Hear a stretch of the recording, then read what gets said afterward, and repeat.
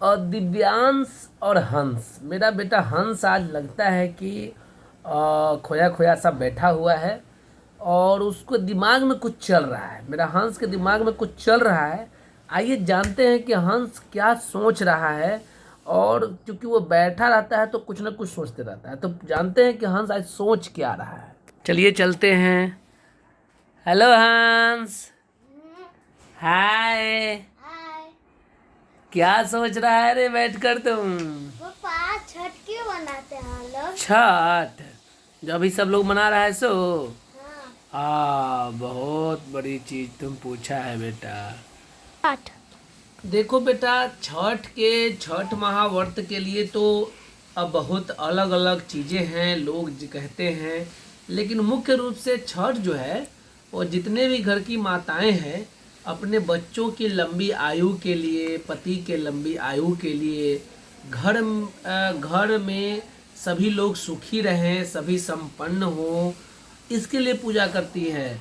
आज एक तरह से एक कहावत और है कि त्रेता युग में जब रामचंद्र जी का समय था तो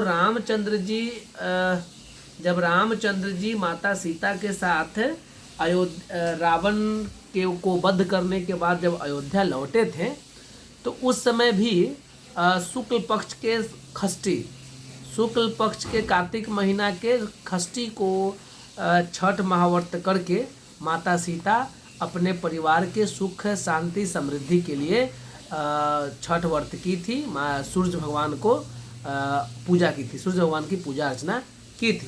महाभारत में द्रौपदी भी द्रौपदी पांडव की पत्नी थी। वो भी इस पर्व को बड़ी निष्ठा से करके अपने परिवार की सुख समृद्धि शांति के लिए पूजा की थी। रोक दो पापा, हम तो कभी गांव गए भी नहीं, छठ हम देखे नहीं, तो छठ कैसे मनाते हैं, कैसे होता है छठ? अच्छा ठीक है। स्टार्ट।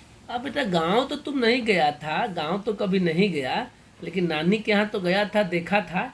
देखो छठ होता क्या है कि दिवाली पर्व जब मनता है, दीपावली, तो दीपावली के हम लोग जब बच्चे थे तो दीपावली के एक दिन बाद ही लोग नदी के किनारे जाकर घाट की सफाई करते हैं, घाट का सीढ़ी बनाते हैं, मतलब घाट बनाते हैं ताकि जो पर्व करने वाली माताएं लोग आएँ, बहनें लोग आएँ तो उनको तकलीफ़ ना हो, नदी तक पहुंचने में कोई दिक्कत ना हो। बैरिकेटिंग होती है ताकि गहरे पानी में लोग ना जाए, आगे से घेरा हुआ रहता है, हम लोग भी घेरते थे। अभी तो प्रशासन के द्वारा भी किया जाता है। तो छठ होता है क्या है कि जैसे आज संध्या आरत है, आज नहाय खाए है, आज छठ पर्व का नहाय खाए है। आज 2024 का दिन है, 2024 वर्ष का नवंबर महीना है और आज दिन है 5 तारीख। तो आज नहाय खाए है, आज से यह व्रत चालू हो गया। माताएं जो है आज नहा के खाएंगी, उसके बाद नहा के खाएगी, उसके बाद कल जो है कल खरना होगा, रात में खीर रोटी बनेगा, सभी लोग खीर रोटी खाएंगे पूजा होने के बाद। उसके बाद परसों जो है 7 तारीख को संझिया अर्घ होगा, साँझ में सभी माताएं बहनें बच्चे सब दौरा लेके मूरी पर नदी के किनारे जाएंगे, नदी के किनारे जाएंगे।